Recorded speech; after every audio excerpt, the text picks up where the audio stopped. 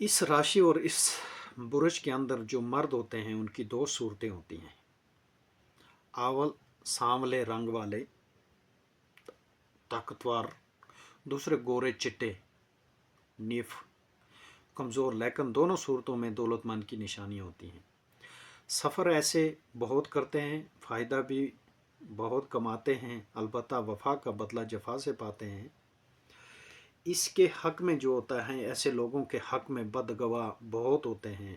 زندگی کا ابتدائی حصہ پریشانیوں میں گزرتا ہے، باقی حصہ آرام اور راحت میں گزرتا ہے. انجام بہرحال بے خیر ہوگا اگر رنجم و غم میں گھبرائے نہ. ہمیشہ جب بھی کوئی تکلیف اور ایسی پریشانی ایسے لوگوں کو آتی ہے، گھبرائے نہ. یقین ہمیشہ اللہ پر رکھیں، خدا کا سازہ سب کام اللہ پاک آسان کر دیتے ہیں، ہو جائیں گے. سینے اور کسی اعضاء پر ایک نشان، ان کو تل وغیرہ جس سے ہم لہسن وغیرہ کہتے ہیں، ہے نا، مبارک ہے. بھائیوں اور دوستوں سے محبت کر کے کرے گا، وفا پائے گا. ماں باپ سے ہمیشہ ایسے لوگ جدا ہو جاتے ہیں.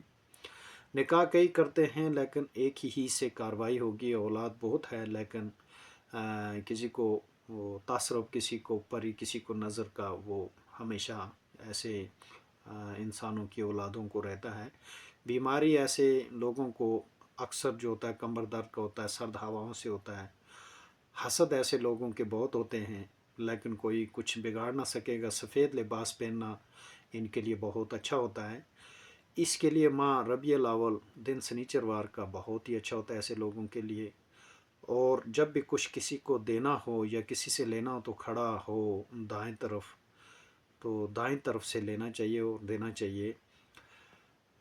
تو چھوٹی 7ویں اور 18ویں سال میں ایسے لوگوں کو بیماری دستک دیتی، اس کے بعد انشاءاللہ شفا یابی ہونے کے بعد آگے زندگی بہت ہی اچھی گزرتی ہے.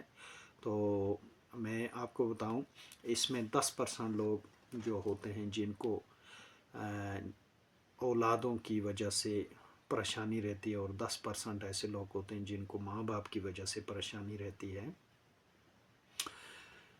تو 10% ایسے ہوتے ہیں جن کے میاں بیوی میں آپس میں تعلقات ٹھیک نہیں رہتے، شک شبہ کی وجہ سے اپنی لائف کو برباد کر دیتے ہیں.